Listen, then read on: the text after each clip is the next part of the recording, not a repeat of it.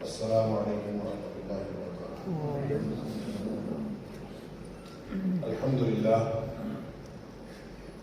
للہ وکفیٰ وسلام علی عبادہ الذین اصطفیٰ۔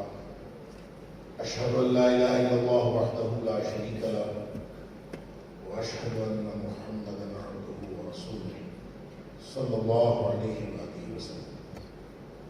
اللہم صل علی محمد وعلی آل محمد كما صليت على إبراهيم وعلى آل إبراهيم إنك حميد مجيد۔ اللهم بارك على محمد وعلى آل محمد كما باركت على إبراهيم وعلى آل إبراهيم إنك حميد مجيد۔ أما بعد، أعوذ بالله السميع العليم من الشيطان الرجيم من همزه ونفخه ونفثه۔ بسم الله الرحمن الرحيم۔ فما آمن لموسى إلا ذرية من قومه على خوف من فرعون وملئهم أن يفتنهم وإن فرعون لعال في الأرض وإنه لمن المفسدين۔ موسیٰ علیہ السلام کے اوپر ایمان نہیں لائے سوائے چند نوجوانوں کے، اس بات کے باوجود کہ ان کو فرعون کا بھی خوف تھا اور ان کے حکام کا بھی خوف تھا کہ وہ ان کو کسی مصیبت میں مبتلا نہ کر دیں۔ بے شک فرعون زمین میں بہت سرکشی کرتا تھا اور وہ حد سے بڑھ جانے والوں میں سے تھا۔ صدق اللہ العظیم۔ اللہ تعالیٰ نے اس دنیا میں جس شخص کو بھی جو صلاحیت دے کر بھی بھیجا ہے وہ امتحان کے لیے وہ صلاحیت ہے۔ اگر کسی کے پاس کوئی صلاحیت نہیں یا صلاحیت کم ہے تو اس کا مطلب یہ ہے کہ اس کا امتحان کم ہے۔ جس کے پاس جتنی زیادہ صلاحیت ہے اتنا اس کا بڑا امتحان۔ لا یکلف اللہ نفسا الا وسعها، جس کے پاس استطاعت نہیں ہوتی اس کو اللہ تعالیٰ ذمہ دار ہی قرار نہیں دیتا۔ اس کا مطلب یہ ہے کہ بطور فرد جتنی زیادہ صلاحیتوں کا مالک کوئی ہوتا ہے اتنا زیادہ وہ معاشرے کے اندر ذمہ دار ہوتا ہے۔ اللہ کریم نے یہاں سورہ یونس میں جہاں موسیٰ علیہ السلام کا ذکر فرمایا، یہ بہت ہی، ویسے تو قرآن حکیم کی ساری آیات ہیں بہت قابل غور ہے، لیکن یہ بات یہاں قابل غور ہے کہ فما آمن لموسیٰ الا ذریۃ من قومہ۔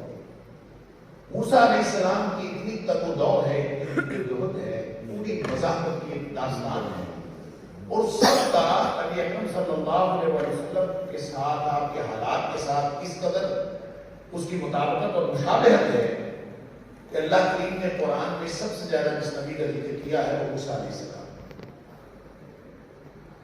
اور موسیٰ علیہ السلام کے حالات کے بارے میں بتایا جا رہا ہے کہ ان کے اوپر جو ایمان لانے والے تھے وہ چند لڑکے تھے اور لڑکیاں تھیں، نوجوان تھے، ذریۃ من قومہ۔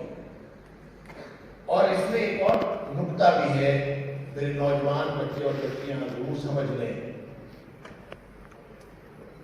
وہ یہ ہے کہ یہ آمنہ کے ساتھ لام کا صلہ ہے، با کا صلہ نہیں۔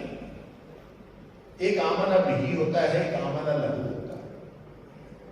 آمنہ بہی کا معنی ہوتا ہے اس کے اوپر یقین کرنا، ایقن بہی، کسی کے اوپر یقین کر لینا، کسی کی بات مان لینا، ایمان مان لینے کا نام ہے۔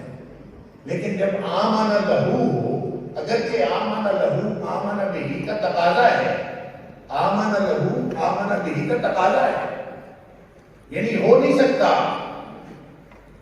اللہ کرے کبھی ہمیں ایمان بھی سمجھ آ جائے، ہم ایمان کے بارے میں کلامی بحثوں میں الجھے رہے، کبھی اس کی پریکٹیکل ڈیفینیشن سمجھنے کی کوشش نہیں کی کہ ایمان دراصل تھا کیا اور ہے کیا اور ہمارے اندر ہے کہ نہیں، ہم اس کو جان نہیں سکتے۔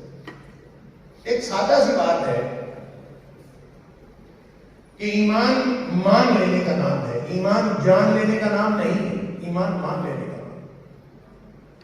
مثلا ہم بڑے سکون سے یہاں پہ ایک سیمینار کر رہے ہیں، باہر سے کوئی آدمی خبر بتائے آ کے کہ باہر کوئی واقعہ ہو گیا ہے، کوئی حادثہ، اللہ نخواستہ کوئی مسئلہ ہو گیا ہے، ہم اس کو کہیں کہ بھائی کوئی آواز نہیں آئی، کوئی افراتفری ہم نے نہیں دیکھی، کوئی غیر معمولی ہم نے نقل و حرکت نہیں دیکھی تو ہم تیری بات کیسے مان لیں؟ وہ ہمیں کہے کہ نہیں آؤ میں آپ کو دکھاتا ہوں، ہم اس کے ساتھ چلے جائیں، باہر جا کے وہ دکھائے، واقعتاً وہاں پہ کچھ وقوف دیر ہو چکا ہو تو وہ دیکھ کے ہم اس کو کہیں کہ ہاں تو ٹھیک کہتا ہے، تو یہ اس شخص پر ایمان کا اظہار نہیں ہے۔ اس شخص پر ایمان کا اظہار یہ تھا کہ جب اس نے آ کے کہا اگر ہم اس شخص پر ایمان ہے، تو جب اس نے آ کے خبر دی تھی نا کہ باہر واقعہ ہو گیا ہے، تو چاہے ہماری نگاہیں اس کے بارے میں کچھ بھی ادراک نہیں کر رہی تھی، ہماری عقل کچھ بھی ادراک نہیں کر رہی تھی، ایمان کا تقاضا یہ تھا اگر ہم اس شخص پر ایمان رکھتے ہیں تو اس کا تقاضا یہ تھا کہ ہم کہیں گے تو ٹھیک کہتا ہے، ہم اس کی بات مانیں۔ نبی اکرم صلی اللہ علیہ وسلم کے ساتھ پر ایمان لانے والوں کی یہی تو کیا واقعہ معراج کی خبر حضرت ابوبکر صدیق رضی اللہ تعالیٰ عنہ کو دینے والا ابو جہل تھا، کافر تھا، اسے خبر دی جا کے حضرت ابوبکر صدیق رضی اللہ تعالیٰ عنہ کو دیکھا کہ تیرا دوست کیا کہتا ہے، راتوں رات آسمانوں کا سیر کر رہا ہے۔ اس کا خیال یہ تھا کہ یہ بھی کوئی بات ماننے والی نہیں۔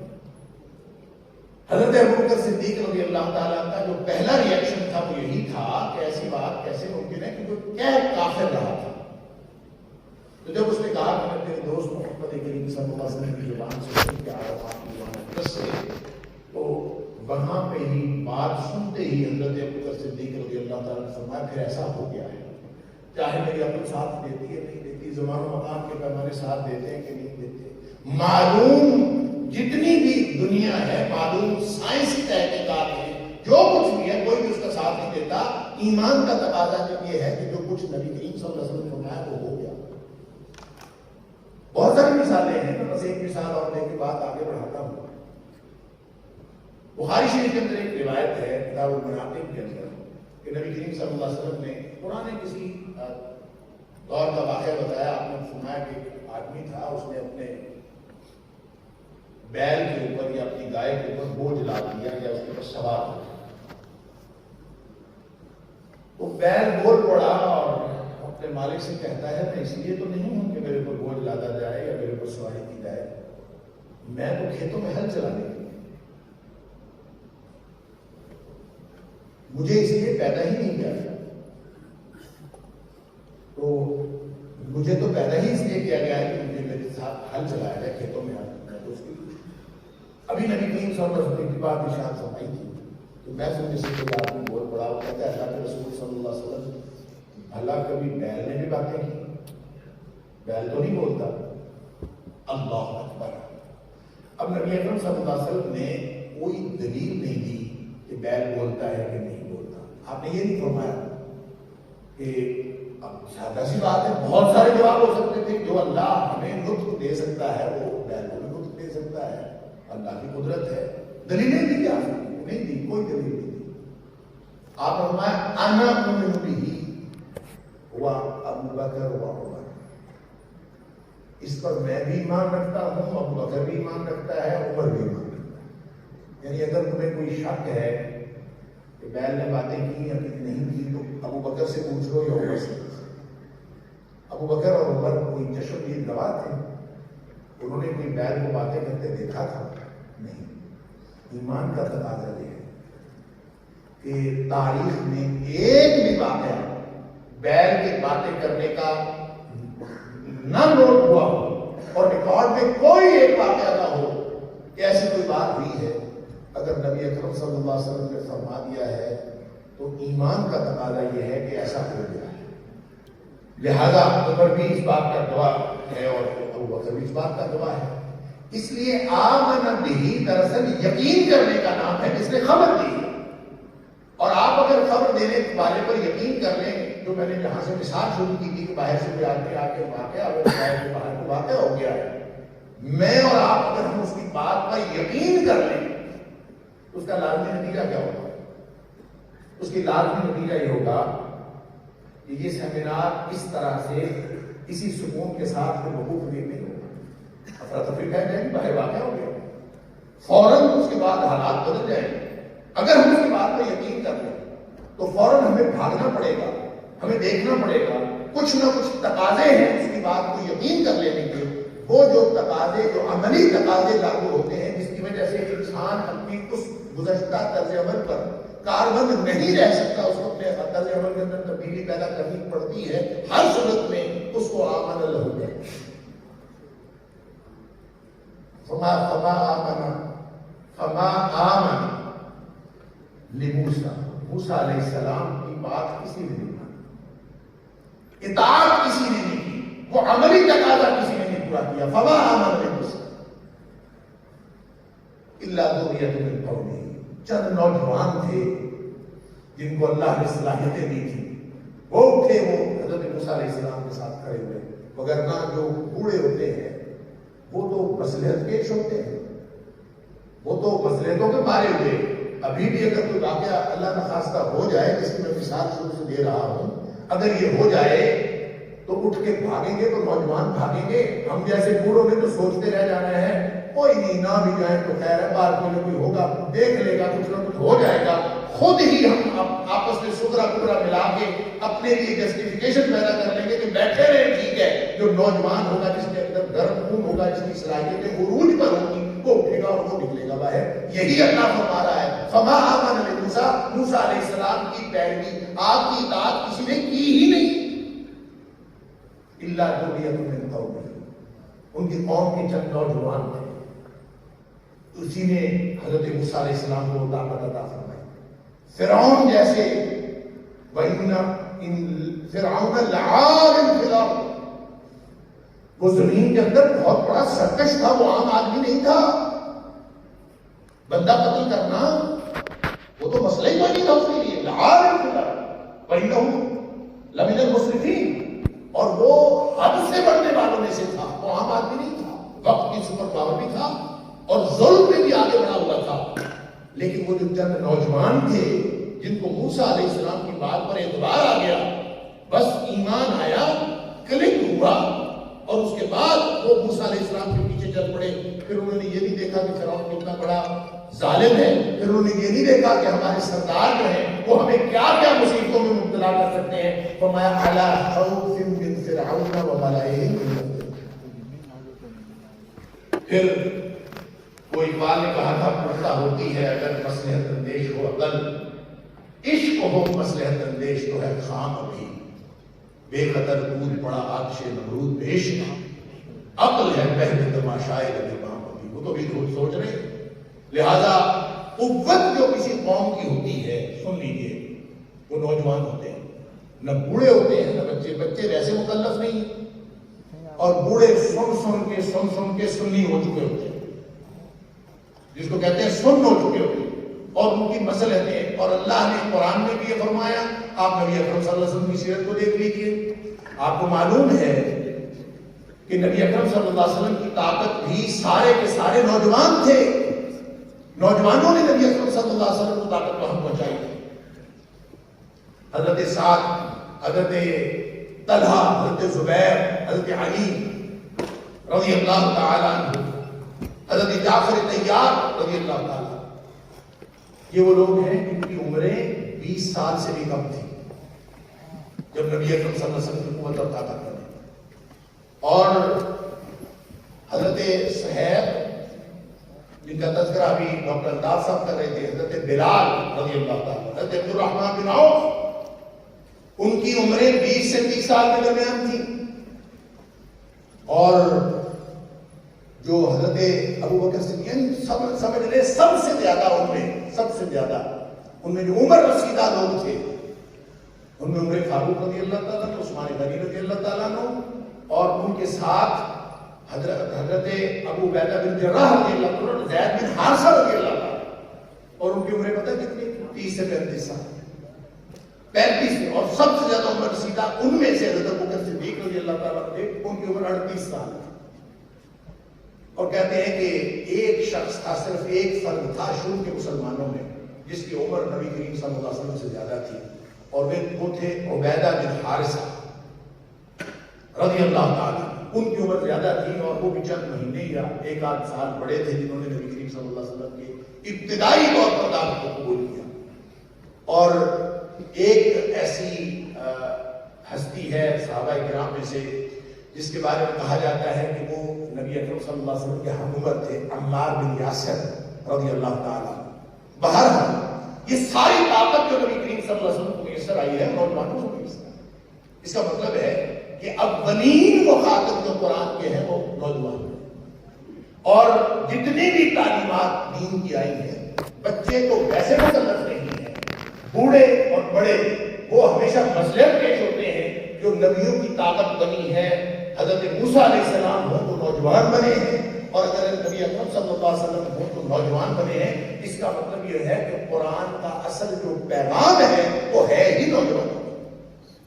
اب آئیے آج کے دور میں نوجوان کیا کر رہا ہے اور قرآن تقاضا کیا کر رہا ہے۔ ایک حدیث ہے، نبی اکرم صلی اللہ علیہ وسلم نے فرمایا، ہو سکتا ہے اس حدیث کو اس موضوع کے ساتھ سمیٹنا بہت مشکل ہو، لیکن میں کوشش کرتا ہوں۔ نبی اکرم صلی اللہ علیہ وسلم نے فرمایا نبوت رہے گی، تکون نبوہ ما شاء اللہ ان تکون، نبوت رہے گی جب تک اللہ چاہے گا۔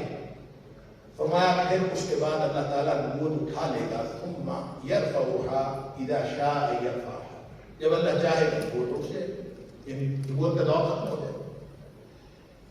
ثم تکون خلافۃ علی منہاج النبوۃ، پھر نبوی منہج کے مطابق ایک خلافت ہوگی، جانشینی ہوگی، ایک دور وہ آئے۔ پھر اس کے بارے میں بھی فرمایا فتکون ما شاء اللہ ان تکون، وہ بھی اس وقت تک رہے گی جب تک اللہ چاہے گا کہ خلافت علی منہاج النبوۃ، جس کو خلافت راستہ کہتے ہیں، وہ کہہ لیجیے، میں ابھی انٹرپریشن اس کی نہیں کرتا، اس کی الگ تفصیلات ہیں، لیکن آپ حدیث سن لیجیے۔ پھر فرمایا کہ اس کے بعد اللہ خلافت بھی اٹھا لے گا، ثم یرفعها اذا شاء یرفع، جب اللہ چاہے گا خلافت اٹھائے گا۔ پھر کیا ہوگا؟ فرمایا ثم تکون ملکا عاما، اس کے بعد کاٹنے والے بادشاہ ہوں گے، ظالم بادشاہوں کا دور ہے۔ اللہ اکبر۔ پھر فرمایا کہ وہ بھی جب تک رہے گا، فتکون ما شاء اللہ ان تکون، جب تک اللہ چاہے گا وہ ظالم بادشاہوں کا دور ہے۔ پھر فرمایا ایک وقت پھر آئے گا اور پھر یہ خط اس کو ختم کر دیا جائے گا، ثم یرفعها اذا شاء یرفع، ہر جگہ یہی فرمایا، تو پھر اس کو بھی اللہ اٹھا لے گا جب اللہ چاہے گا۔ پھر ایک ایسا دور آئے گا ثم تکون ملکا جبریا، پھر جبری حکومتوں کا دور آئے گا، جبری مسلط کر دی جانے والی حکومت کا دور ہے۔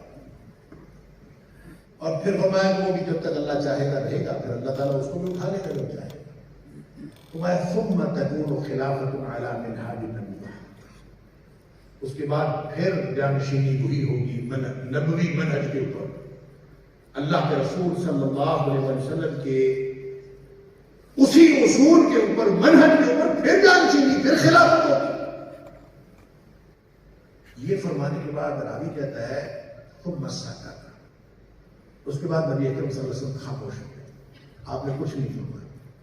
کیا مطلب یہ ہے کہ جب نبی کریم صلی اللہ علیہ وسلم نے تاریخ کو ادوار میں تقسیم فرمایا تو نبوت، خلافت اعلیٰ منہاج نبوت، پھر ظالم بادشاہتیں، پھر جبری مسلط کی جانے والی حکومتیں، اس کے بعد خلافت اعلیٰ منہاج نبوت، ثم سکت، اس کے بعد آپ خاموش رہ گئے۔ کیا مطلب؟ آخری دور جو ہے وہ دین کے غلبے کا دور ہے، آخری دور جو ہے خلافت اعلیٰ منہاج نبوت کا دور ہے، اور وہ دور جس دور میں نبی اکرم صلی اللہ علیہ وسلم خوشخبری سنا رہے ہیں۔ یہ الگ بات ہے کہ حدیث کے جو راوی ہیں حبیب بن اسلم تابعی، جنہوں نے نعمان بن بشیر رضی اللہ تعالیٰ سے سنا، حضرت حذیفہ رضی اللہ تعالیٰ سے سنا، اور وہ کہتے ہیں کہ جب میں حضرت عمر بن عبدالعزیز رحمہ اللہ کی حکومت آئی نا، تو میں نے نعمان بن بشیر کے بیٹے یزید کو خط لکھا، یزید بن نعمان بن بشیر، کہ یہ حدیث کی عادت ہے، یہ یاد ہے، اور وہ سمجھ رہے تھے کہ یہ حدیث جو ہے اس کا مصداق حضرت عمر بن عبدالعزیز رحمہ اللہ کی حکومت ہے، کہ وہ جو ثم تکون خلافۃ علی منہاج النبوۃ، یہ گویا پوری ہوگی۔ اور وہ سمجھ سکتے تھے بجا طور پر، اس لیے کہ ان کے اس وقت یہ نہیں سمجھا جا سکتا تھا کہ یہ آخری دور ہے کہ نہیں ہے، اس وقت کا آخری دور تو وہی تھا، لہذا انہوں نے یہ حدیث حضرت عمر بن عبدالعزیز رحمہ اللہ کے سامنے بھی پیش کی، اور حدیث کے الفاظ ہے فَسُرَّ بِهِ وَأَعْجَبَهُ، وہ خوش ہوئے اس حدیث سن کر اور اس کو بڑا پسند کیا، یعنی خوش ہوئے اور اس خیال سے خوش ہوئے کہ شاید کہ ہمارا ہی دور وہ آخری دور ہو جو نبی اکرم صلی اللہ علیہ وسلم نے فرمایا۔ لیکن اس وقت کیا معلوم تھا کہ تاریخ ابھی کتنی باقی ہے۔ آج ہم دیکھ سکتے ہیں کہ وہ تاریخ تو لگ گئی، تلک امۃ قد خلت لہا ما کسبت ولکم ما کسبتم ولا تسألون عما كانوا يعملون۔ اب جو تاریخ ہمیں درپیش ہے اس کا آپ تجزیہ کریں، اس کا مطلب ہے ظالم بادشاہ نے دنیا میں بادشاہتوں کا ایک دور گزرا، اس کی تفصیلات میں نہیں بتاتا، آپ دیکھ لیجئے گا اور تاریخ کا مطالعہ کر لیجئے گا، تاریخ جاننے والے جانتے ہیں کہ دنیا میں بادشاہتوں کا ایک پورا دور رہا ہے، ہر طرف بادشاہت ہی بادشاہت ہوا کرتی تھی، اور بادشاہ کا جو اصل جو خصوصیت ہوتی ہے بادشاہ کی وہ یہ کہ اس کی زبان سے نکلا ہوا قانون ہوتا ہے، وہ جو کہہ دیتا ہے بس وہ امپلیمنٹ ہوتا ہے وہ قانون۔ اور دنیا میں یہ رہا، ظالم بادشاہ کے نہیں، اب آہستہ آہستہ بادشاہ کے ختم ہو گئے۔ پوری دنیا میں آپ اگر نگاہ ڈالیں تو ایسے ہی کہیں آپ کو اکا دکا کوئی نظر آئے گی، ورنہ تو بادشاہ میں اصل میں کوئی نہیں، اگر کہیں بادشاہ ہے بھی تو نام کی بادشاہ۔ البتہ ملکن جبریتن جو ہے نا، جبری مسلط کی جانے والی حکومتیں، اس کا دور تو ہم سب نے دیکھا۔ یہ جو استعمار کی طاقتیں ہیں، استعماری طاقتیں پوری دنیا میں جتنی بڑی بڑی حکومتیں ہیں، ہم نے دیکھا کہ یہاں پہ برطانوی جو تاج تھا، تاج برطانیہ، اس کے اوپر کبھی سورج غروب نہیں ہوتا تھا، ہر جگہ پہ ان کی حکومتیں، ان کی اپنی مسلط کی ہوئی حکومتیں، لوکل لوگ یا ان کے اپنے لوگ، لیکن مسلط کی ہوئی حکومتیں۔ اب بھی ہم سمجھتے ہیں کہ دنیا میں بہت ساری حکومتیں مسلط کی گئی ہیں، وہ اس کے پیچھے تاج برطانیہ نہیں تو کوئی اور تاج ہے، لیکن کوئی نہ کوئی تاج تو ہے جو حکومتوں کو اتارتا، گراتا اور چڑھاتا ہے اور بناتا ہے، اور یہ اب تک چل رہا ہے۔ اور یہ ملکن جبریتن کا وہ دور ہے جس میں ہم گویا زندگی میں مستقبل کیا ہے، عصر حاضر کے نوجوان کا مستقبل کیا ہے، خلافت اعلیٰ بننا، وہ دور آنے والا ہے، اور وہ دور کسی کی تدبیر سے نہیں آنا، اللہ کی تقدیر سے آنا۔ نبی کریم صلی اللہ علیہ وسلم پیشین گوئی فرما کے وہاں نہیں آنا۔ میں اور آپ ہم اس میں کردار کیا ادا کر رہے ہیں، یہ ہے قرآن کا وہ خطاب جو مجھے بھی ہے، آپ کو بھی ہے، ہم سب کو ہے، پوری ملت کو ہوتا ہے، لیکن اس سے جو تاثیر لیتے ہیں، جو اثر پاتے ہیں، وہ ذریۃ من قومہ ہی ہوتا ہے۔ وہ ہمیشہ نوجوان لڑکے اور لڑکیاں جن کی صلاحیتیں عروج پر ہوتی ہیں وہی اس کے اندر کردار ادا کرتے ہیں، مگر نہ کوئی اور اس میں اتنا کردار ادا کر سکتا ہی نہیں ہے۔ اس لیے کہ جو نبی اکرم صلی اللہ علیہ وسلم کا پورا جو نبوی منہج ہے، علی منہاج نبوہ ہے، نبوی منہج کو اگر دیکھیں تو اس میں تین چیزیں، ایک تعلیم و تربیت، ایک دعوت و تبلیغ ہے، اور تیسرا جہاد۔ پورا جو نبی کریم صلی اللہ علیہ وسلم کا منہج ہے وہ ان تین چیزوں سے عبارت ہے۔ آپ آپ تعلیم و تربیت کی بات کریں تو نوجوانوں سے متعلق بات ہے، آپ دعوت و تبلیغ کی بات کریں تو نوجوانوں کے کرنے کا کام ہے، اور جہاد کی بات کریں تو نوجوانوں کا۔ لہذا پورے دین کا جو اصل جو مخاطبین ہیں وہ دراصل نوجوان ہیں، اور اللہ کا قرآن جو خطاب فرماتا ہے یا ایھا الذین آمنوا کہے، قرآن یا ایھا الذین آمنوا کہہ کے خطاب کرے یا ایھا الناس کہہ کے خطاب کرے، مراد اس سے وہ لوگ ہوتے ہیں جو قرآن کے تقاضے کے مطابق صلاحیتیں بھی رکھتے ہیں، اور ان صلاحیتوں کا عملی اظہار جس کا تقاضا قرآن کر رہا ہے اس کے اپنے اظہار کی توفیق بھی رکھتے ہیں، وہ نوجوان اس کے۔ لہذا نبی اکرم صلی اللہ علیہ وسلم نے وہ جو حدیث ارشاد فرمائی اس کے راوی حضرت عمر بن خطاب رضی اللہ تعالیٰ عنہ، ان اللہ تعالیٰ یرفع بہذا الکتاب اقواما ویضع بآخرین، یہ اگر عروج لینا ہے، اگر اللہ کے رسول صلی اللہ علیہ وسلم کی بتائی ہوئی باتوں پر ایمان ہے تو پھر اٹھ کے چلنا ہوگا، اور جو قرآن کے ساتھ چلے گا اس کو اللہ کریم نے یہ وعدہ کیا ہوا ہے کہ اللہ تعالیٰ نے دنیا میں جو عروج و زوال کا فلسفہ ہے وہ قرآن کے ساتھ ہوا۔ ان اللہ تعالیٰ یرفع بہذا الکتاب اقواما، بہت ساری قوموں کو اللہ تعالیٰ عروج دیتا ہے اس قرآن کی وجہ سے۔ وَيَدَوْ بِهِ آخَرِينَ، اور بہت ساری قوموں کو زوال کا شکار کرتا ہے یہ قرآن۔ اس کا مطلب یہ ہے کہ جو آخری فیصلہ ہونا ہے وہ قرآن کی وجہ سے۔ نبی اکرم صلی اللہ علیہ وسلم ایک دفعہ صحابہ کرام بیٹھے تھے، آپ باہر تشریف لائے، ابشروا خوش ہو جاؤ، کوئی خوشخبری ہوگی تو خوش ہو جاؤ، کوئی خوشخبری، کیا خوشخبری ہے؟ فرمایا خوشخبری یہ ہے کہ ان ھذا القرآن سبب، یہ جو قرآن ہے نا یہ ایک رسی ہے، طرفہ بید اللہ و طرفہ بایدیکم، اس کا ایک سرا اللہ کے ہاتھ میں ہے، ایک سرا تمہارے ہاتھ میں، لہذا کیا کرو؟ فرمایا فتمسکوا بہ، خوشخبری یہ ہے کہ اللہ نے تمہیں ایک ٹول دے دیا ہے، ایک ذریعہ عطا فرما دیا ہے۔ کیا ذریعہ؟ اللہ کے ساتھ جڑنے کا، اور جو اللہ کے ساتھ جڑ جائے گا اس کو پھر کس بات کا غم ہے؟ خوشخبری یہ ہے، لہذا فرمایا فتمسکوا بہ، اس قرآن سے جڑ جاؤ۔ کیا ہوگا اس سے؟ فرمایا دو گارنٹیاں ہیں، دو ضمانتیں ہیں جو اس سے تمہیں ملے گی۔ فرمایا پہلی گارنٹی یہ ہے لن تضلوا، پہلی گارنٹی یہ ہے کہ تم ہرگز گمراہ نہیں ہو۔ قرآن سے جڑنے کے بعد یہ گارنٹی اللہ کے رسول صلی اللہ علیہ وسلم لن تضلوا ولن تهلكوا بعده ابدا، تم آج قرآن سے جڑ جاؤ، اس وقت جس وقت تم قرآن سے جڑ گئے فرمایا اس کے بعد دو گارنٹیاں ہیں، ایک تو ہرگز گمراہ نہیں ہوگے کبھی بھی، اور دوسرا ہرگز کبھی برباد نہیں ہوگے، ہلاک نہیں۔ امتیں ایسے احوال کا سامنا کرتی رہتی ہیں جس طرح کے احوال کا سامنا ہمیں ہے۔ جس چیز کو ہاتھ لگاؤ مٹی بن جاتا ہے، مغلوبیت کی انتہا ہے۔ آپ اگر اخلاقیات کا دیکھیں تو جنازہ نکل چکا ہے، سماجیات کے اعتبار سے کوئی قدر باقی نہیں رہی، ہر اعتبار سے ہم اپنے آپ کو مغلوب محسوس کرتے ہیں، اور بڑی ایک سادہ سی بات ہے، سب کہتے ہیں کہ جناب ہاں تو کرپشن عام ہے، کرپشن کرنے والا بھی کہہ رہا ہوتا ہے کرپشن عام ہے۔ ہر شخص جو ہے وہ تباہی کی داستان تو سناتا ہے، لیکن اس تباہی کی داستان کے بارے میں جو میرا کردار اس کے اندر ہے اس کا ذکر نہیں کرتا، میں نے اس کے اندر کیا کردار ادا کیا ہے اس کا ذکر نہیں کرتا۔ تو سن لیجئے، قرآن کا فلسفہ تاریخ یہ ہے کہ جب قوموں کی حالت یہ ہو جاتی ہے تو دو میں سے ایک نتیجہ لازمی طور پر نکلتا ہے۔ کبھی بھی ایسی سچویشن زیادہ دیر پرولونگ نہیں ہوتی، دو میں سے ایک نتیجہ لازم نکلتا ہے۔ ایک تو اللہ کا قانون یہ ہے کہ اللہ تعالیٰ تباہ و برباد کر دیتا ہے اس قوم کو اور اس کی جگہ پہ نئی قوم دے، اور دوسرا کا پھر نتیجہ، ممکنہ نتیجہ وہ یہ کہ قوم کی واپسی ہو جاتی ہے۔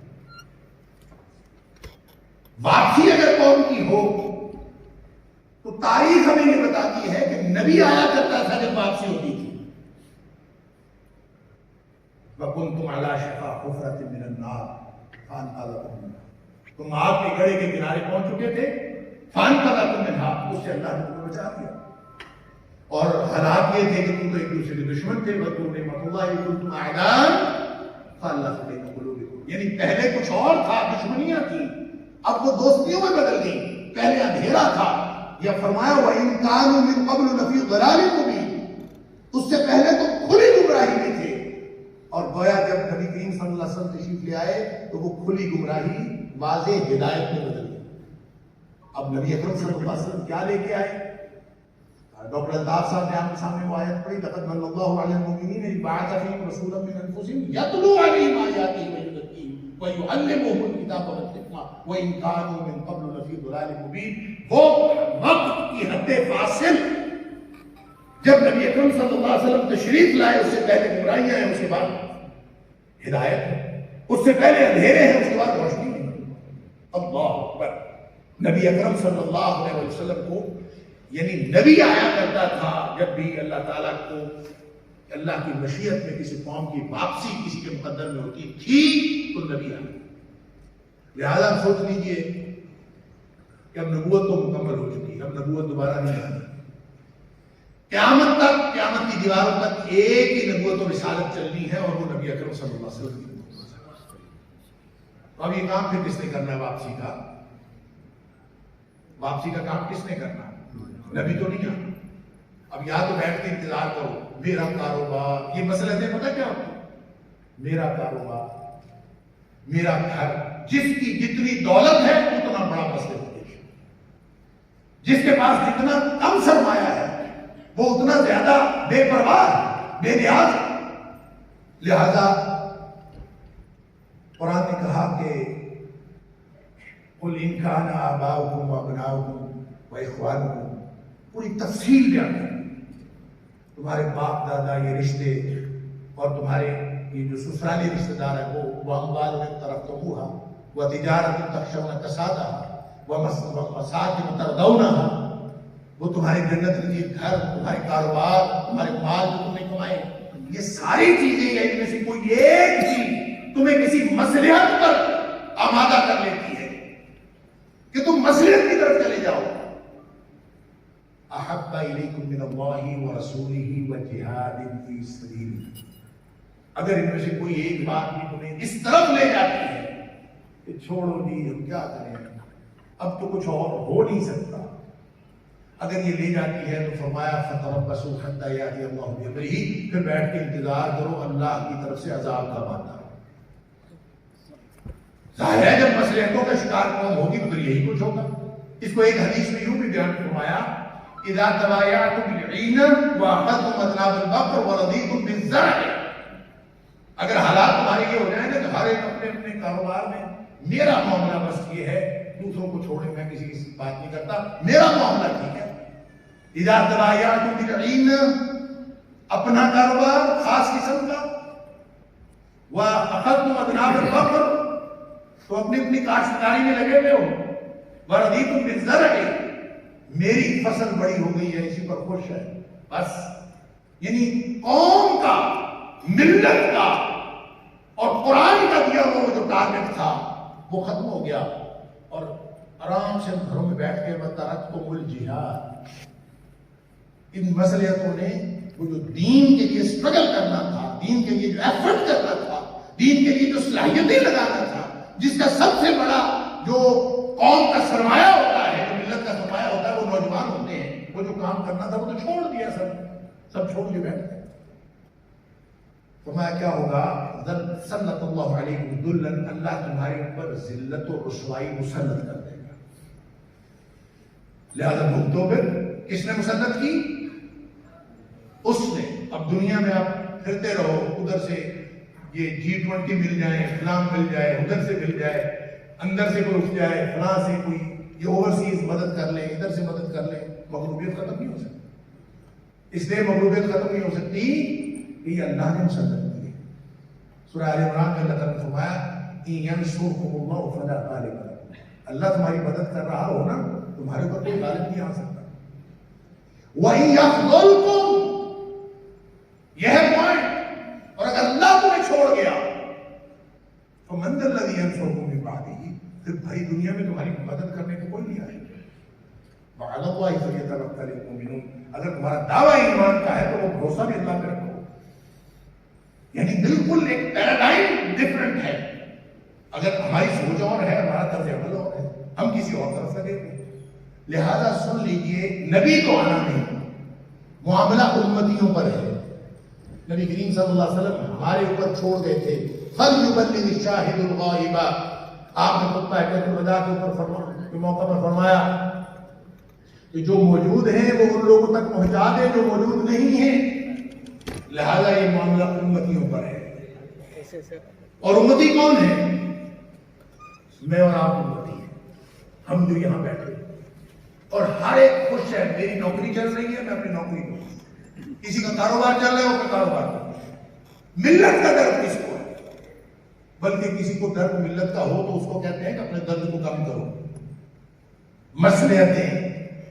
لہذا جب تک فما آمن لموسیٰ الا ذریۃ من قومہ علی خوف من فرعون وملئہم، وقت کے جتنے بھی سرکش سردار ہیں، جتنی بھی سرکش قوتیں ہیں، ان قوتوں کے خوف کے باوجود جب تک وہ نوجوان نہیں اٹھیں گے، یہ کبھی بھی بنی اسرائیل کو فرعون کی اس فرعونیت سے نجات نہیں ملے گی۔ اللہ نے فیصلہ کر وَإِنَّهُمْ وَإِنَّ فِرْعَوْنَ لَعَالٍ فِي الْأَرْضِ، وہ عام آدمی نہیں تھا، وہ دنیا کا ظالم ترین آدمی تھا. وَإِنَّهُ لَمِنَ الْمُسْرِفِينَ. لہٰذا اس دور میں جب نوجوان اٹھے پھر اللہ تعالیٰ نے اس کو قوت عطا فرمائی. آج اگر امتی نہیں اٹھیں گے اور ہم اگر اپنے اپنے معاملے کو لے کر بیٹھے رہیں گے تو سمجھ لیجیے کہ ہم نے دراصل دیکھے وہ جو آخری دور آنا ہے جس میں اللہ نے غلبہ عطا فرمانا ہے، وہ ہماری تدبیر سے نہیں ہونا، وہ اللہ کی تقدیر سے ہونا. میں نے اور آپ نے ہم نے اپنا انجام ٹھیک کرنا، ہم نے اپنی ذمہ داری پوری کر کے اپنے انجام کو ٹھیک کرنا.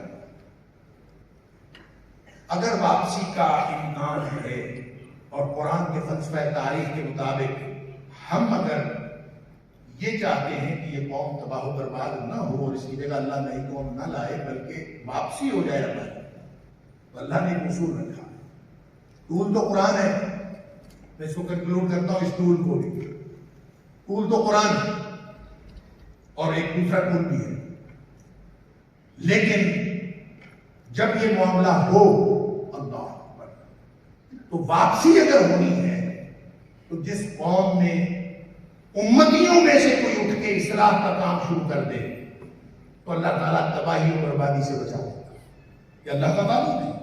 قرآن میں اللہ نے کہا وَمَا كَانَ رَبُّكَ لِيُهْلِكَ الْقُرَىٰ بِظُلْمٍ وَأَهْلُهَا مُصْلِحُونَ. اللہ ایسا نہیں ہے، تیرا رب ایسا نہیں ہے کہ وہ کسی بستی کو ظلم کے ساتھ تباہ و برباد کر دے. وَأَهْلُهَا مُصْلِحُونَ، اس حال میں کہ اس کے رہنے والے، بستی کے رہنے والے اصلاح کا عمل جاری رکھے ہوئے ہوں. اگر اصلاح کا عمل جاری ہے تو یہ ممکن نہیں ہے کہ اللہ اس قوم کو تباہ و برباد کرے. اس کا مطلب ہے کہ جس نے تباہی سے بچنا ہے اس کے لیے سب سے پہلا کام یہ ہے کہ وہ اصلاح کا عمل شروع کرے. اور اصلاح کا عمل نقص کے احساس کا تقاضا کرتا ہے. احساس نقص، میرے اندر کمی ہے، یہ جب تک نہ ہو اصلاح کا عمل نہیں ہو سکتا. جب ہمارے اندر تو اصلاح کو کل علم بما لدیہ فرحون، ہم تو سارے ٹھیک ہیں، ہم میں سے کوئی خراب ہے ہی نہیں، کسی کے اندر کوئی نقص ہے ہی نہیں. نقص ہوگا تو خرابی کا احساس ہوگا تو اصلاح کا عمل شروع ہوگا. اور اگر اصلاح کا عمل شروع نہ ہوا تو سن لیجیے قرآن کے فلسفہ تاریخ کے مطابق تباہی و بربادی ہمارا مقدر ہے. اور تباہی و بربادی سے بچنا ہے تو اصلاح کا عمل جاری رکھنا ہے. اور اصلاح کا عمل کہاں سے شروع ہوتا ہے؟ اپنے آپ سے شروع. معاشرہ بعد میں ہے، پہلے اپنی ذات. اگر میں اور آپ ہم سب یہ جتنے لوگ یہاں پہ بیٹھے ہیں اگر ہم اصلاح کا عمل جاری رکھے ہوئے ہیں تو پھر آپ سب کو مبارک ہو، واپسی کا سفر انشاءاللہ شروع ہو چکا. اور اگر ہم اصلاح کا عمل جاری نہیں رکھے ہوئے تو پھر بیٹھ کے انتظار کریں اللہ کا عذاب کب آتا ہے. پھر مقدر ہمارا اس طرح لکھا جا چکا ہے کہ تباہی ہوئی. اس لیے قرآن کا پیغام اصل حاضر میں یہی ہے کہ آپ اللہ کے قرآن کو لے کر اٹھیں. ان اللہ یرفع بہذا الکتاب اقواما ویذر بآخرین. ایک تو آپ کا بس ٹول یہ ہے کہ آپ اللہ کا قرآن اس کو اپنی زندگی میں داخل کریں. قرآن کو زندگی میں داخل کرنے، صاحب قرآن بننا. اگر آپ صاحب قرآن نہیں بن گے، صاحب قرآن کا مطلب ہے قرآن کو اپنی زندگی میں شامل کریں، اپنی زندگی کا ساتھی بنائیں. جس کا قرآن ساتھی ہو جاتا ہے تو نبی کریم صلی اللہ علیہ وسلم نے فرمایا کہ وہ اللہ سے جڑ گیا، تمسکوا بہ، جڑ گیا. اگر تباہی سے بچنا ہے لن تضلوا ولن تهلكوا بعده ابدا، قرآن کے ساتھ جڑ گیا تو انشاءاللہ وہ وہاں سے بچ جائے گا. لیکن میرا یہ نوجوان آج کا ذرا اس کی طرف تھوڑی سی توجہ کر لیں، اپنے بچوں کی طرف، اپنے پڑوسیوں کے بچوں کی طرف اور اپنے اسکول کے بچوں کی طرف، کالج کے بچوں کی طرف تھوڑی سی نگاہ ڈال لیں. ان میں سے کتنے ہیں جو اس طرح کے نوجوان ہیں جس طرح کے نوجوانوں نے موسیٰ علیہ السلام کی بات مانی تھی اور ان کی اطاعت کی تھی؟ کتنے نوجوان موجود ہیں؟ اگر وہ نوجوان موجود ہیں تو امت کا مستقبل روشن ہے انشاءاللہ. لیکن یہاں کیا ہے؟ ساری رات سوئے اللہ اکبر. اگر کام بھی کرتے ہیں تو پیسہ کمانا، ناٹ مور دین دیٹ. مقصد کسی کام کا اس سے بڑا ہے ہی نہیں. یہ پوری نسل یہ ہے، پوری نوجوان کسی سے پوچھ لیں پیسہ کمانے سے بڑا کوئی اور مقصد نہیں الا ماشاءاللہ. نبی اکرم صلی اللہ علیہ وسلم کا فرمان ہے ان اللہ یبغض کل جعوری جواد سخاب بالاسواق جیفة باللیل وحمار بالنہار عالم بأمر الدنیا وجاہل بأمر الآخرہ. اس کا ترجمہ پتہ کیا ہے؟ اللہ کو انتہائی ناپسند وہ قوم ہے اور ایسے افراد ہیں. کل جعوری، جعوری کہتے ہیں ہر وہ شخص جو متکبر بھی ہو اور منہ چڑھانے والا اور سخت رو بھی ہو، ترش رو بھی ہو. متکبر ہونا ایک الگ بات ہے اور تلخ اور ترش رویہ رکھنا اور بات. مجھے تو نوجوانوں میں اور اپنے بچوں میں بھی مجھے تو کوئی خوشگوار چہرے والا نظر ہی نہیں آتا. آپ اس پہ بات تو کر کے دیکھیں. وہ منہ سے بات شروع کرتا ہے وہی جو قرآن نے کہا تھا فلا تقل لهما اف ولا تنهرهما. اس کو اف تک نہیں کہنا. یہاں آج کا نوجوان تو بات اف سے شروع کرتا ہے. نوجوان کو اس کا والد بات کرے، اس کی والدہ بات کرے، اس کے استاد بات کرے، کوئی بھی بات کرے، کوئی بڑا بات کرے، منہ سے شروع ہوتی ہے بات. آپ کو کیا پتا what make sense? Logical positivism کہاں پھنس گئے ہم. منطقی اثباتیت کا دور ہے. لہذا میرا نوجوان چاہے پڑھا لکھا ہے چاہے ان پڑھ ہے، وہ مجھ سے لاجک مانگتا ہے. یہ بات کی ہے مجھے لاجک بتائیں. لاجک نہیں ہے تو میں تیری بات نہیں مانوں. ایمان کا جو تقاضا تھا وہ لاجک نہیں تھی. ایمان کا تقاضا کیا تھا؟ ایمان کا تقاضا یہ تھا کہ آپ کی عقل، آپ کی لاجک، آپ کا علم، ہر چیز اس کے خلاف ہو. ایمان کا تقاضا یہ تھا کہ نبی کریم صلی اللہ علیہ وسلم کو بات کیا بس ایسی. اب ہم اس تقاضے سے نکل آئے. اب ہم ایمان کے تقاضے پہ نہیں، لہذا وہ بنیاد میسر نہیں ہے. اللہ کرے کہ ہمیں وہ بنیاد میسر آ جائے اس نوجوان کو. فرمایا کہ ایک متکبر، اور تکبر جو ہے نا ہم عام طور پہ سمجھتے ہیں تکبر شاید کسی مالدار اور حکومت میں مرتبے مقام والے کی بات وہ متکبر ہو، یا جس کے پاس بڑی گاڑی ہو، جس کے پاس بڑی کوٹھی ہو، بہت مال ہو، وہ متکبر ہو. اور ایسا نہیں ہے. صحابہ کرام کو بھی غلط فہمی ہوئی تھی. ایک بہت قیمتی کرتا پہن کے ایک آدمی آ رہا تھا تو صحابہ کرام نے نبی کریم صلی اللہ علیہ وسلم سے عرض کیا کہ دیکھیں یہ کتنا تکبر کے ساتھ آ رہا ہے. قیمتی کرتا پہنا ہوا ہے، بیچارے نے چل کے ہی آنا تھا تو وہ چل کے آ رہا تھا. دیکھیں جی کتنی ٹور ہے اس کی، کتنا متکبر ہے. نبی کریم صلی اللہ علیہ وسلم یہ تکبر نہیں ہے. تکبر یہ ہے بطر الحق وغمط الناس. تکبر اچھے کپڑے پہننا، اچھی گاڑی استعمال کرنا، اچھے گھر میں رہنا، مالدار ہونا، یہ تکبر کی علامت نہیں. تکبر کی علامت یہ ہے کہ بطر الحق وغمط الناس. آپ حق کا انکار کریں اور لوگوں کو حقیر سمجھیں، یہ تکبر ہے.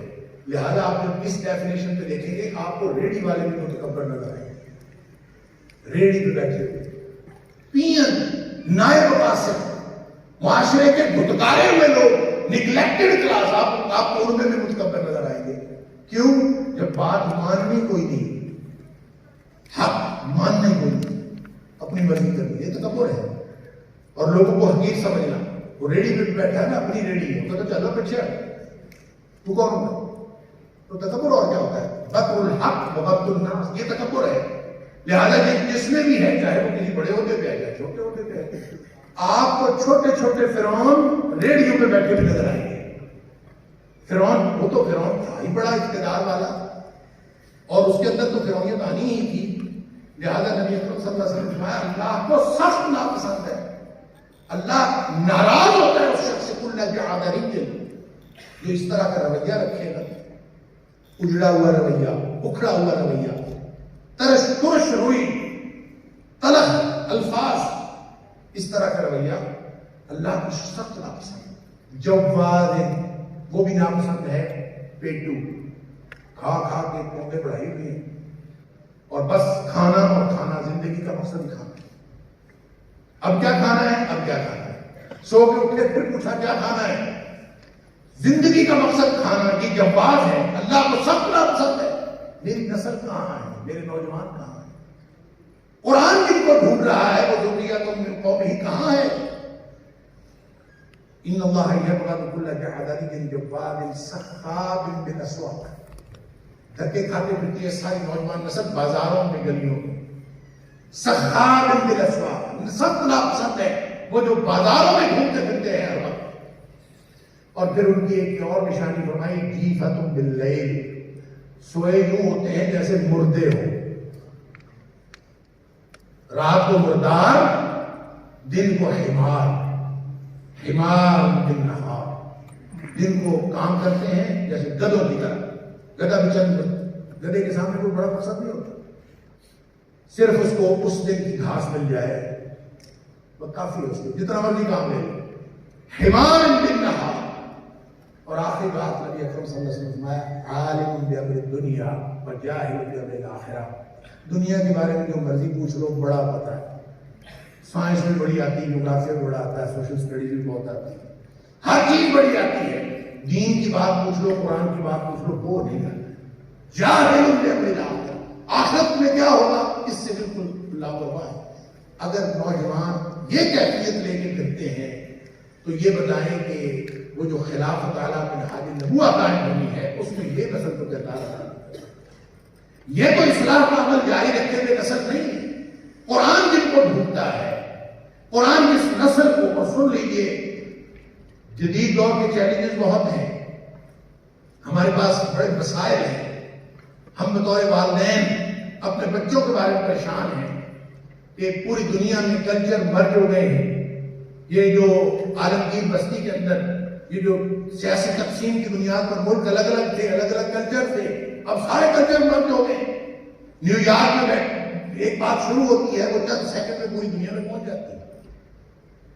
پہلے فیشن چلتا تھا نیو یارک سے لندن میں آنے میں کئی مہینے کئی سال لگتے تھے, لندن سے کراچی پہنچنے میں بڑھتے کئی سال لگ جاتے تھے, کراچی سے لاہور آنے میں کئی سال لگ جاتے تھے, لاہور سے پھر ہمارے شہروں میں آنے میں تو اور کئی سال لگتے تھے. اور جب تک ہم تک کوئی نیا فیشن, کوئی نئی بات پہنچتی تھی, نئی فکر کا زاویہ پہنچتا تھا, نئے طرز عمل کے کوئی اسالیب پہنچتے تھے, تب تک ادھر سے فیشن نیا آ چکا ہوتا. لیکن اب کیا ہے, اب چند سیکنڈوں میں سارا معاملہ چلتا ہے, ساری چیزیں بند ہوتی ہیں. اور ہم کہتے ہیں ہمیں خطرہ ہے. ہمیں کس سے خطرہ ہے؟ وہ کہتا ہے جی مغرب سے خطرہ ہے, وہ کہتا ہے جی وہ فلاں سے خطرہ ہے, وہ کہتا ہے فلاں سے خطرہ ہے. کوئی کسی سے خطرہ ہے. خطرہ ہمیں اپنے آپ سے. ہم اگر اپنے اقدار میں مضبوط ہوں, ہم اگر قرآن سے جڑ جائیں, جس کے پاس قرآن ہے, اندازہ ہو جائے, جس کے پاس قرآن ہے اور قرآن سے نہیں جڑتا, خطرہ اس کو ہے تو تباہ ہو جائے. قرآن نے تو کہا ہے جڑو گے تو تباہی سے بچو گے. نبی کریم صلی اللہ علیہ وسلم تو فرما رہے ہیں کہ جڑو گے تو تباہی سے بچیں گے, اگر نہیں جڑیں گے تو تباہی سے بچ نہیں سکتے. لہذا سن لیجیے, دو ٹولز ہیں, دو راستے ہیں, دو اللہ نے ویپن دیے ہوئے ہیں. وہ جن بچوں کے بارے میں آپ کو خطرہ ہے ان کو بھی, اور جن کو اپنے بارے میں خطرہ ہے ان کو بھی. اور میں تو رات میں کسی جگہ کہہ رہا تھا آپ کو بچوں کے بارے میں خطرہ ہے, مجھے تو بوڑھوں کے بارے میں خطرہ ہے. یہ جو جدید کلچر میں اور یہ جو ڈیجیٹل گیجٹس ہیں, جتنے ہمارے اخلاق اور کردار کو تباہ و برباد کر دیا ہے, یہ صرف بچوں کو نہیں کیا, یہ بوڑھوں کو بھی کیا. ہم سب متاثر ہوئے. نیکی اس کی اپنی جگہ, فوائد اس کی اپنی جگہ, لیکن اس کے نقصانات اتنے ہیں. وہ جیسے قرآن نے کہا تھا اس کو اکبر من نفعہما, لگتا یہ ہے کہ اس نے تو ہمارے پلے کا نہیں چھوڑا. تو دو ٹول میرے پاس اور آپ کے پاس موجود ہیں, اور آج کے نوجوان کے پاس. اگر وہ دو ٹول ہم نے استعمال کر لیے تو جدید ترین دور کے جدید ترین فتنے میں بھی آپ کو کوئی پریشانی نہیں. کیوں؟ اس لیے کہ اس امت مسلمہ کو, نبی اکرم صلی اللہ علیہ وسلم کی امت کو, یہ کیسے ممکن ہے کہ وہ کامل رہنمائی کی دعوت, کامل رہنمائی کا دعویٰ کرنے والا اور کامل نبوت کا دعویٰ کرنے والا, اور الیوم اکملت لکم دینکم واتممت علیکم نعمتی ورضیت لکم الاسلام دینا کا دعویٰ کرنے والا, وہ دین ان کو خالی چھوڑ دے, ان کو فارغ چھوڑ دے, اور ان کی پرواہ چھوڑ دے کہ یہ تباہ ہوتے ہیں تو ہو جائے بس. یہ کیسے ممکن ہے؟ ان کو جدید ترین دور میں بھی اس نوجوان نسل کو بھی, اور ہمارا جو قوم کا مستقبل ہے, ملت کا مستقبل, اس کو بچانے کے لیے دو ٹول ہیں. ایک اللہ کا قرآن ہے اور ایک 5 وقت کی نماز ہے. ان ھذا القرآن یہدی للتی ہی اقوم. قرآن دعویٰ کرتا ہے اس قرآن کے اندر وہ طاقت ہے کہ یہ لے جاتا ہے اس راستے پر. یہ عقب اس سے سیدھا رستہ اور کوئی نہیں ہے. وَيُبَشِّرُ الْمُؤْمِنِينَ الَّذِينَ يَعْمَلُونَ الصَّالِحَاتِ أَنَّ لَهُمْ أَجْرًا كَبِيرًا. اور جو لوگ اس کے مطابق اپنا کردار ادا کرتے ہیں, کردار بنا لیتے ہیں, قرآن کو اپنے کردار میں شامل کر لیتے ہیں, ان کو قرآن یہ خوشخبری دیتا ہے کہ تیری بڑے اجر ہے. لہذا ڈائمینشن درست کر لیجیے. اگر ڈائمینشن ٹھیک ہو گئی, نیت ٹھیک ہے, ریٹیون کر لیجیے, زندگی کا مقصد دوبارہ تعین کر لیجیے. کیوں آئے ہیں دنیا میں, آج مقصد کا تعین کر لیجیے. اس کے بعد یہی دنیا ہوگی, یہی چیلنجز ہوں گے, یہی مسائل ہوں گے, انہی کو آپ فیس کر رہے ہوں گے, لیکن اجر کا معاملہ تبدیل ہو جائے گا. کیونکہ اللہ نے قرآن میں کہا ہے کہ من یقاتل فی سبیل اللہ. یہاں فتح و شکست کا تو آپ نے ذمہ نہیں رکھا. ہم سمجھتے ہیں کہ میں یہ کر لوں, میں وہ. ہم خوش ہوں, اللہ نے ایسا دین دیا ہے. قرآن نے, نبی اکرم صلی اللہ علیہ وسلم نے منزل مقصود پر پہنچنا ہمارے ذمہ نہیں رکھا. ہمارے ذمہ صرف کوشش ہے. وَلَيْسَ لِلْإِنسَانِ إِلَّا مَا سَعَىٰ. صرف کوشش. آپ اپنی کوشش کی ڈائمینشن درست کریں.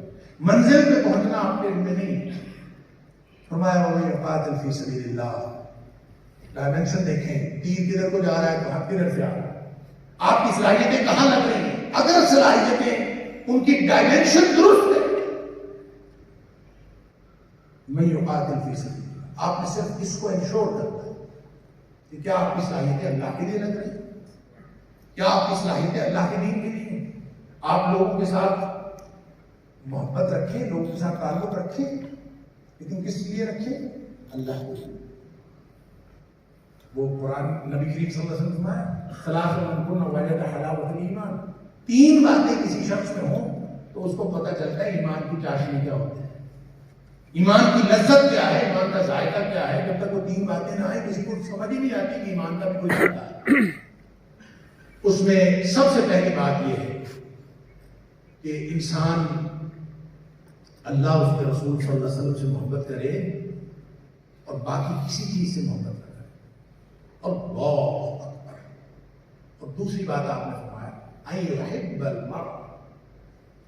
اب محبت تو کرنی پڑتی ہے دنیا میں, کچھ ہے جو رہے, ماں باپ سے محبت ہے, سسرائی سے محبت ہے, اور یہ اسرائیلی میں نے کہا, سسرائی کہا. اور اس کے علاوہ جتنے بھی بہن بھائیوں سے, دوست احباب سے محبتیں تو ہیں دنیا میں. انسان کٹ کے تو نہیں رہ سکتا, اسی دنیا میں رہنا. اللہ تو فرمایا کہ اس کے ساتھ مرضی رہے, ان یحب المرء, محبتیں کرو دنیا میں, تعلق رکھو, لیکن لا یحبہ الا للہ. ہر تعلق کے اندر مقصد اس کو راضی کرنا ہو تو یہ پورا زندگی کا منحص تبدیل ہو جاتا ہے, تبدیل کر دیتا ہے. دوسرا ٹول ہے نماز, 5 وقت کی نماز. ان الصلاۃ تنہی عن الفحشاء والمنکر. یہ نماز روک لیتی ہے بے حیائیوں سے بھی, برائی کی باتوں سے بھی. ہم سینسرشپ نہیں قائم کر سکتے. بچوں کے ہاتھ میں موبائل ہے, سارے گیجٹ, سارے معاملات, جدید ترین دور کے جدید ترین مسائل, ہم کچھ نہیں کر سکتے. ان کو نماز اور قرآن پہ تو لگا سکتے. اگر ہم نے بچوں کو قرآن اور نماز پہ لگا دیا اور خود بھی قرآن اور نماز پہ لگ گئے تو انشاءاللہ ہماری ڈائمینشن درست ہو گئی. اور قرآن کہتا ہے من یقاتل فی سبیل اللہ, اس کی ڈائمینشن درست ہو گئی. پھر نتیجہ جو بھی نکلے, وہ مر جائے, قتل کر دیا جائے یا کامیاب ہو جائے, اس سے فرق نہیں پڑتا. فَيُقْتَلَ أَوْ يَغْلِبْ, چاہے وہ قتل کر دیا جائے, مغلوب ہو جائے, اور یغلب, چاہے غالب آ جائے. تو متضاد نتائج میں اس کو نتیجہ بھی نکلے. فَسَوْفَ نُؤْتِيهِ أَجْرًا عَظِيمًا, پھر وہ اس کو اجر عظیم عطا کرتے ہیں. لہذا کامیابی یہ ہے کہ ہم لگے کہاں ہیں, ہم قرآن کے ساتھ لگ جائیں, قرآن کے ساتھ جڑ جائیں. یہی آج کا پیغام ہے. دیکھیں نا, دجالی فتنہ, دجالی تہذیب, شور مچایا ہوا ہے. یہ ویکسینیشن پہ آدھار باتیں کرانی کی نہیں کرانی. لوگ مجھ سے فون کر کے پوچھتے ہیں, ساری دنیا سے, امریکہ سے فون آ رہا, برطانیہ سے, ویکسینیشن کرانی ہے کہ نہیں کرانی. اور میں نے کہا بھائی یہ میڈیکل ڈاکٹر کے بتانے کا مسئلہ ہے, میرا نہیں ہے. یہ دین کے طالب علم کو بتانے والا مسئلہ نہیں ہے, یہ میڈیکل ڈاکٹر سے پوچھو. نہیں آپ بتائیں کر, یہ دجالی دور ہے کہ دجالی دور میں ویکسینیشن کرانی ہے. میں نے کہا پھر سنو, نبی کریم صلی اللہ علیہ وسلم نے فرمایا ہم یقین تو کریں, ایمان تو رکھیں, ایمان کی زندگی گزارے, سارے معاملات سے جڑ گئے. نبی کریم صلی اللہ علیہ وسلم نے فرمایا کہ سورہ کہف کی پہلی 10 آیتیں جس شخص نے یاد کر لی اور ان کو یاد رکھا اس کو اللہ تعالیٰ دجال کے فتنے سے بھی محفوظ رکھے.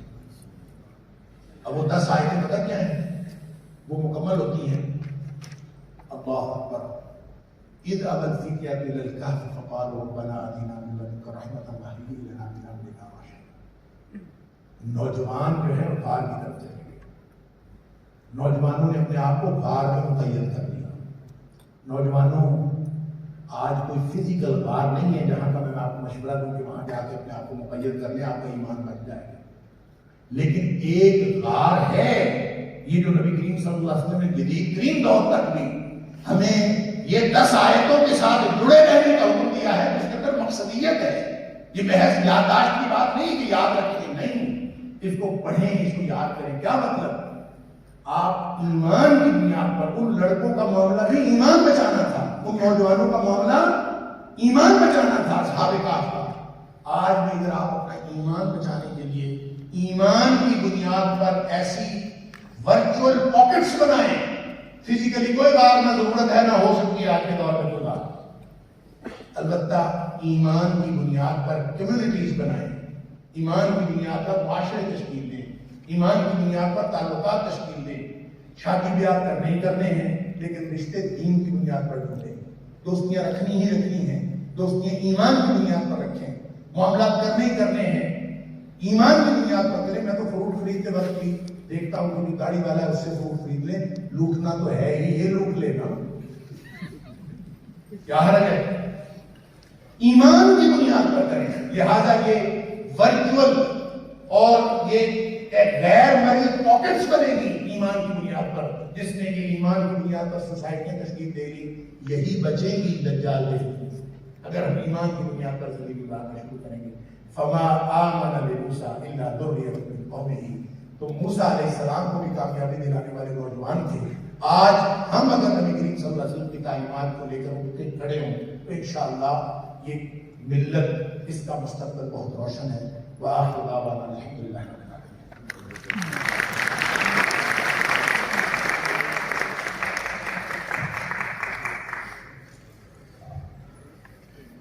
یہ تھے اس سیمینار کے کلیدی مقرر محترم پروفیسر ڈاکٹر محمد حماد نقوی, جو قرآن کریم اور عصر حاضر کا نوجوان کے حوالے سے اظہار خیال فرما رہے تھے. ہم اس سیمینار میں جناب سید تابش الوری صاحب کو بھی خوش آمدید کہتے ہیں.